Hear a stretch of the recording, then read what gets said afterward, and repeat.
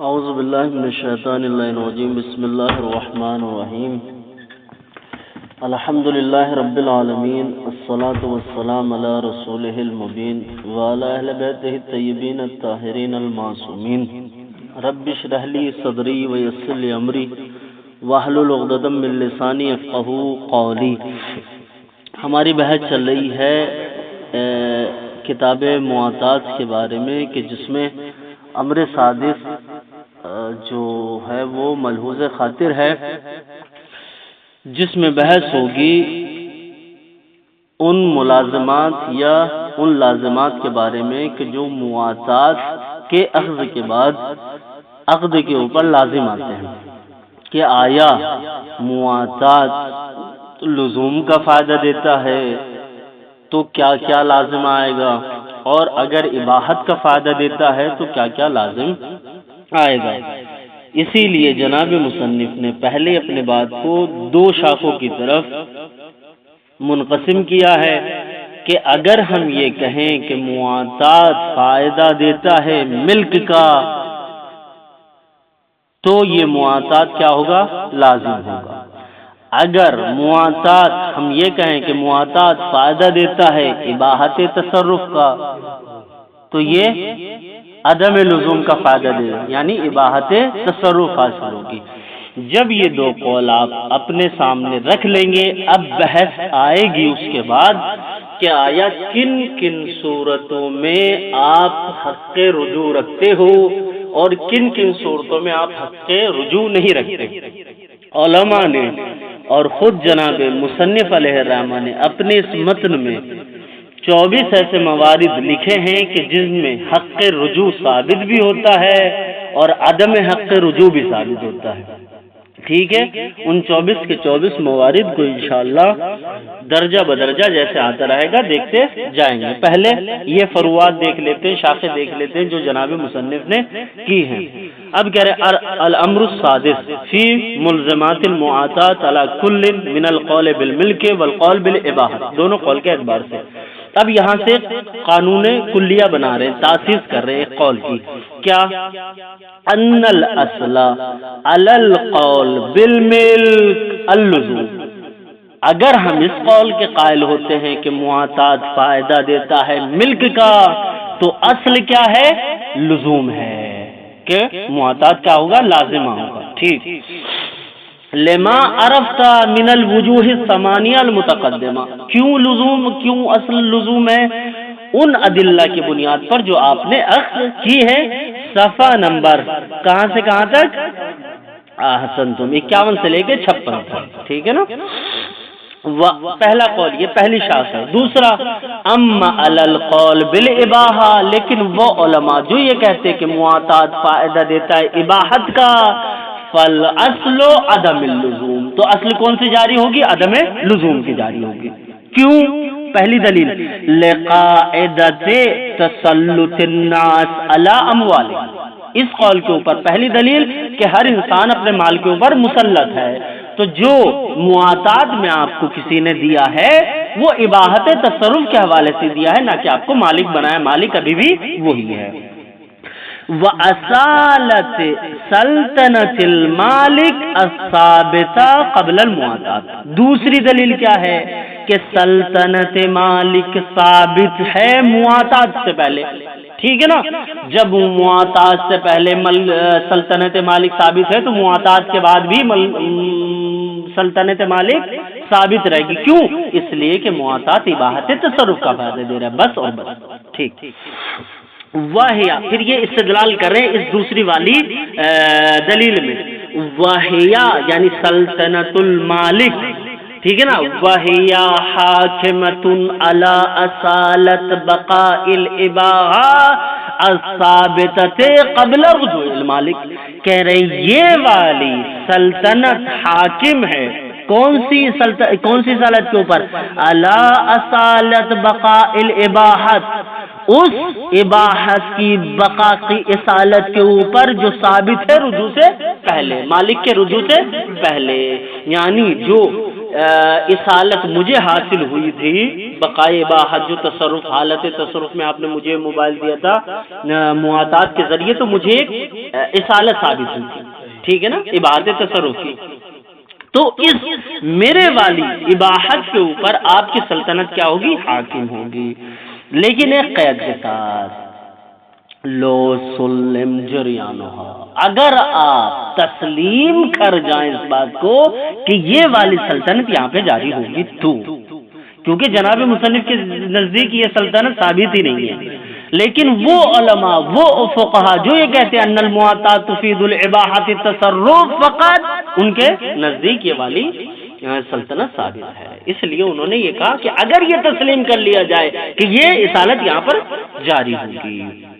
ٹھیک، اذا عرفت ھذا، جب آپ یہ دونوں فرعوں کو جان چکے ہیں، فعلم، تو یہ جان لیجئے، ان تلف العوضین ملزم اجماعا، عوضین کا تلف ہو جانا یہ مواطات کو لازم قرار دے دیتا ہے اجماعی صورت میں.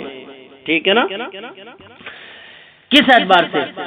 اب اس میں دو صورتیں ہوگی. ہاں، دو صورتیں کیوں ہوگی؟ کیونکہ دو فرع ہیں. پہلے ایک فرع پہ جانچیں گے کہ یہ صحیح ہے کہ نہیں، پھر دوسری والی پہ جانچیں گے. اچھا، اما علی القول بالاباحات، اگر ہم اس قول کے قائل ہوں کہ مواطات اباحت تصرف کا فائدہ دیتا ہے، فواضح، تو یہ مسئلہ آپ کے اوپر واضح ہونا چاہیے. کیوں واضح ہونا چاہیے کہ یہ تلف عوضین لازم ہو جاتا ہے، تلف عوضین کے بعد مواطات لازم ہو جاتا ہے. کیوں؟ لأن تلفہما من مال مالک، اس لیے کہ یہ جو تلف ہوا ہے عوضین اپنے مالک کے مال سے تلف ہوا ہے.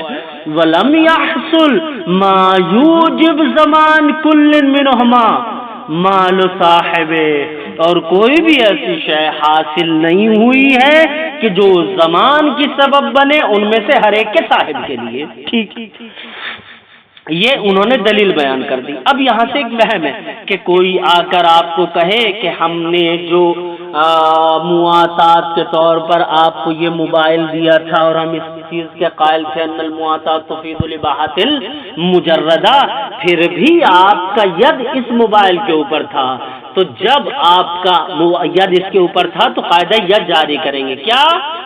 الید ما اخذت حتی تؤدی، تو آپ ضامن ہوں گے اور مواطات لازم نہ ہوگا. کوئی آ کر یہ کہنے لگے تو وتواہم جریان قاعدۃ الزمان بالید ہونا مندفعون، اب اگر کوئی وہم کرنے والا وہم کرے کہ قاعدہ زمان، قاعدہ ید یہاں پر جاری ہوگا، یہ وہم مندفع ہے بما سیجی، انشاءاللہ جو ان قریب صفحے ثانیہ پر ثالثہ پر آئے گا.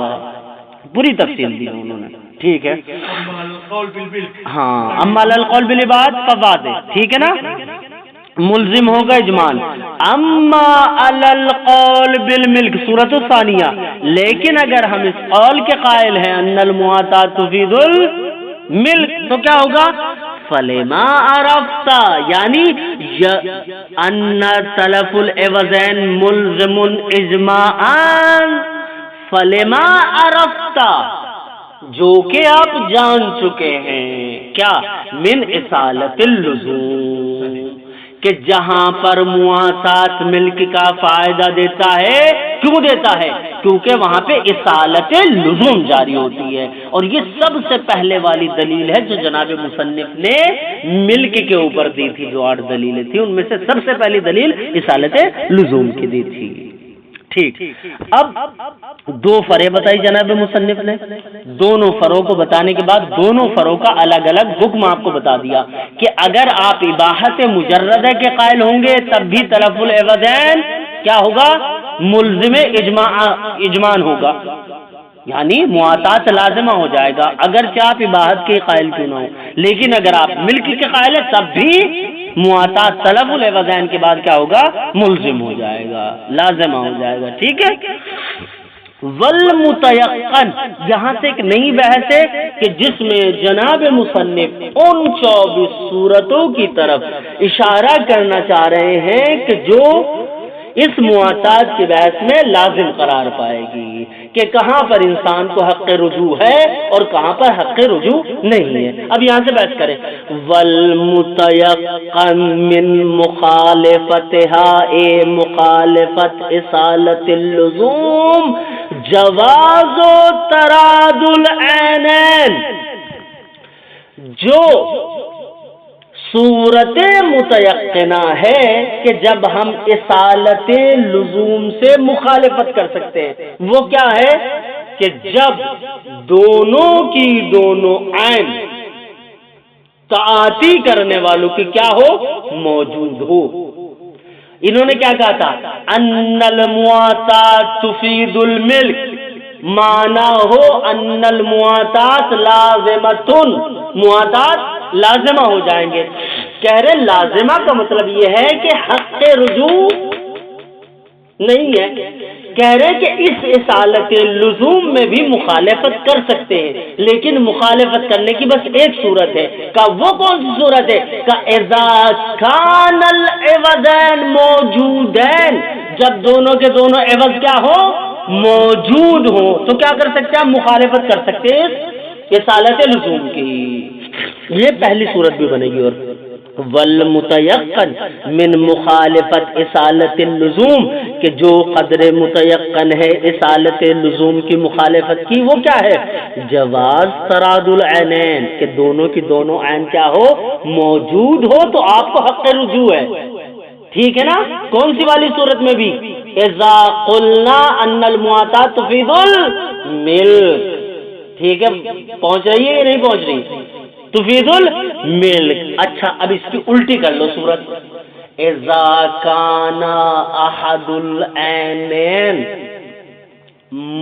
متلف، جب دونوں عین میں سے کوئی بھی ایک عین تلف ہو جائے، فلا یکون حق الرجوع، تو حق رجوع نہیں ہوگا. اس کا لازم معنی یہ نکلے گا. ٹھیک ہے نا؟ اب کیا ہے کہ قدر متيقن اس اصالت لزوم کی مخالفت کی یہ ہے کہ دونوں عین کیا ہو، موجود ہو. وحیث ارتفع مورد التراد امتنع، مورد تراد، مورد رجوع جب مرتفع ہو جائے تو امتنع الرجوع، تو رجوع کرنا کیا ہو جائے گا؟ ممتنع ہو جائے گا. زاد اللہ شرفت. کیسے ممتنع ہو جائے گا؟ ہم نے تاسیس کس اعتبار سے کی تھی قانون کی؟ ہم نے تاسیس کی تھی اس اعتبار پر انا تلف العوضین ملزم اجمال. ہم نے کیا کہا تھا کہ دونوں عین کا تلف ہو جانا یہ معاطات کو لازم بنا دیتا ہے. ٹھیک ہے نا؟ اور مخالف اصالت لزوم کی مخالفت کی صورت میں کر سکتے ہیں جب دونوں کے دونوں عین موجود ہو.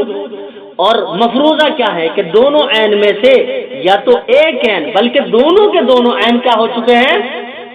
صرف ہو چکے ہیں. جب صرف ہو چکے ہیں حیث ارتفع مورد التراد امتنع، جب مورد تراد مرتفع ہو گیا تو رجوع کرنا بھی کیا ہو گیا؟ ممتنع ہو گیا ہے. لأن العین الاولى والثانیہ قد طلفت، امتناع کی وجہ کیا ہے؟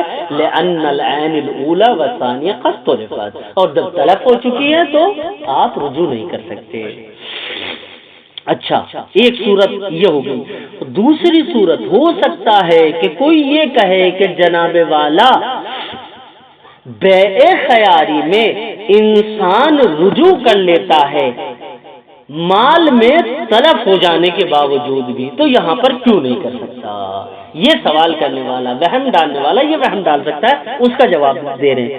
وَلَمْ يَثْبُتْ قَبْلَ التَّلَفِ جَوَازُ الْمُعَامَلَةِ عَلَى نَحْوِ جَوَازِ الْبَيْعِ الْخِيَارِ، اور تلف عین سے پہلے یہ ثابت نہیں ہے کہ معاملہ معاطاتی واقع ہوا تھا بیع خیاری کے موقف کے اعتبار سے، بیع خیاری کے اعتبار سے، حتی یستصحب بعد الطلاق، یہاں تک کہ آپ استصحاب کریں طلب کے بعد. کیونکہ بیع خیاری کیا ہے؟ بیع خیاری میں آپ طلب عین سے پہلے بھی رجوع کر سکتے ہیں اور طلب عین کے بعد بھی آپ کو حق رجوع ہے، لیکن یہ معاملہ کیونکہ بے خیاری کے اعتبار سے واقع نہیں ہوا تو یہ آپ یہاں پر استصحاب نہیں کر سکتے. ٹھیک، کیوں؟ لأن ذلك الجواز فی بیع الخیاری، ٹھیک ہے نا، یعنی جواز رجوع بعد طلب العین ہے. لأن ذلك الجواز فی بیع الخیاری من عوارض العقد، اس لیے کہ حق رجوع بیع خیاری میں عوارضات عقد میں سے ہے، لل عوضین، عوارض عوضین میں سے نہیں ہے. فلا مانع من بقائه حتى بعد طلب العین، تو کوئی معنی نہیں رہ جاتا جواز رجوع کے بقا میں یہاں تک کہ عین بھی طلب ہو جائے. تو کیوں؟ اس لیے کہ وہ عوارض عقد میں سے ہے، عوارض عین میں سے نہیں، عوارض عوضین میں سے نہیں. بل لا دلیل علی ارتفاعہ بعد طلبہما، بلکہ کوئی بھی ایسی دلیل نہیں پائی جاتی جواز رجوع کے ارتفاع کے اوپر یہاں تک کہ دونوں عین طلب ہونے کے باوجود بھی. بخلاف ما نحن فی، اس کے برخلاف کے جس مسئلے میں ہم ہیں، یعنی بیع مواطاتی میں. فإن الجواز، یعنی فإن جواز الرجوع فی المواطات، فإن الجواز فی ہے ہونا کہ یہاں پہ جواز رجوع بیع مواطاتی میں بمعنی جواز الرجوع فی العین، یہ اس معنی میں ہے کہ انسان کا رجوع کا جائز قرار دینا عین میں نہ کہ عقد میں. نظیر، یہ بالکل ویسے ہی کیسے جواز الرجوع فی العین الموہوبہ، جیسے کہ رجوع کرنا جائز تھا عین موہوبہ میں. فلا یبقى بعد الطلب متعلق الجواز، پس جب ہبہ یعنی عین موہوب، فلا یبقى بعد الطلب، بس باقی نہیں رہتا طلب کے بعد، متعلق فی الہبۃ، ٹھیک ہے نا، متعلق الجواز، جب متعلق جواز باقی نہیں رہتا ہبہ میں عین کے طلب ہو جانے کے بعد. بل الجواز ہونا یتعلق بموضوع الطراد، یعنی بل الجواز فی بیع المواطات التي تلفت فیہ عین واحد، ٹھیک ہے نا، او عین. بل الجواز ہونا بلکہ جواز رجوع بیع مواطاتی میں یتعلق بموضوع الطراد، متعلق ہوتا ہے موضوع طراد سے، موضوع طراد سے یعنی موضوع عوضین سے. لا مطلق الرجوع الثابت فی الہبہ، حتیٰ مطلق رجوع بھی نہیں جو ہبہ میں ثابت ہے. کہنے کا مطلب کیا ہے کہ کہنے ہبہ میں کیا تھا، ہبہ میں آپ نے ایک عین دی، موبائل آپ نے مجھے ہبہ کیا، میں نے اس کی اسکرین ٹوٹ گئی مجھ سے، آپ پھر بھی رجوع کر سکتے ہیں، ٹھیک ہے نا. لیکن اگر عین ہی طلب ہو جائے تو جواز رجوع طلب ہو جاتا ہے. لیکن یہاں پر اگر عین میں بھی کوئی خلل واقع ہو جائے اور عین باقی ہو تب بھی آپ رجوع نہیں کر سکتے. ہاں، یہ مثالیں جو ہم نے آپ کے سامنے پیش کی، یہ اور جو آپ اپنے اعتبار سے بنا سکتے ہیں وہ ساری کی ساری. ما ان الشک فی ان متعلق الجواز هل هو اصل المعاملہ او الرجوع فی العین او تراد العینین، جبکہ شک باقی رہتا ہے اس بارے میں کہ متعلق جواز آیا وہ معاملہ ہے یعنی عقد ہے، اب رجوع فی العین یا عین میں رجوع کرنا ہے متعلق جواز، اب تراد العینین یا تراد عینین ہے، یہ شک باقی رہتا ہے. جب یہ شک باقی رہتا ہے تو کیا ہے، یمنع من استصحابہ، تو استصحاب رجوع کو یہ منع کرتا ہے، ٹھیک ہے نا. فإن المتيقن یعنی فإن القدر المتيقن تعلقہ بالتراد، اتنا جان لے کہ بے مواطاتی میں قدر متیقن تعلقہ یعنی تعلق الجواز بالتراد العینین، تراد العینین سے ہے متعلق رجوع جواز جو ہے. کیوں؟ اذ لا دلیل فی مقابلت اصالت اللزوم، اس لیے کہ کوئی بھی دلیل ایسی نہیں ہے جو اصالت لزوم کے مقابلے میں آ کے کھڑی ہو سکے. کس بارے میں؟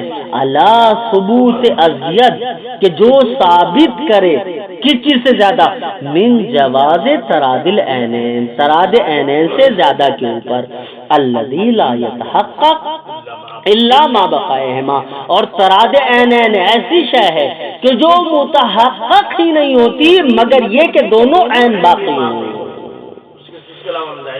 جی ومنہ یعلم حکم ما لو تلف احد العینین، پس یہیں سے آپ کو پتہ چل جائے گا اس شے کا حکم ما لو تلف احد العینین، کہ پہلے دونوں عین جب موجود تھے آپ رجوع کر سکتے تھے. لو تلف احد العینین یہ دوسری صورت ہے 24 صورتوں میں سے دوسری صورت. لو تلف احد العینین، اگر دونوں عین میں سے کوئی ایک عین تلف ہو جائے تو کیا ہوگا؟ یہاں پر پھر رجوع کرنا جائز نہیں ہوگا کیونکہ تراد عینین ضروری ہے. ٹھیک. او بعضھا علی القول بالملک، یا پورا عین طلب نہ ہو، عین کا بعض حصہ طلب ہو جائے تو بھی جائز نہیں ہوگا رجوع کرنا. یہ کون سی صورت ہو جائے گی؟ تیسری صورت ہو جائے گی. چوتھی صورت لکھی نہیں ہے، لکھے او بعض ہے نا، او بعض من کلل عینین، ٹھیک ہے نا. او تلفا بعض من کل العینین، تھوڑا سا پہلے والی میں سے طلب ہو گیا اور تھوڑا سا دوسرے والی میں سے طلب ہو گیا. یہ ہو گئی 4 صورتیں. ان 4 صورتوں میں سے صرف ایک صورت ایسی ہے کہ جس میں آپ رجوع کر سکتے. کون سی؟ کہ جس میں دونوں عین موجود ہو. اگر ایک عین طلب ہو جائے لا یحق له الرجوع. جی اگر بعض ہو جائے لا یحق له الرجوع. اگر دونوں میں سے کوئی تھوڑا تھوڑا ہو جائے تب بھی آپ کو حق رجوع ثابت نہیں ہے. والحمدللہ رب العالمین.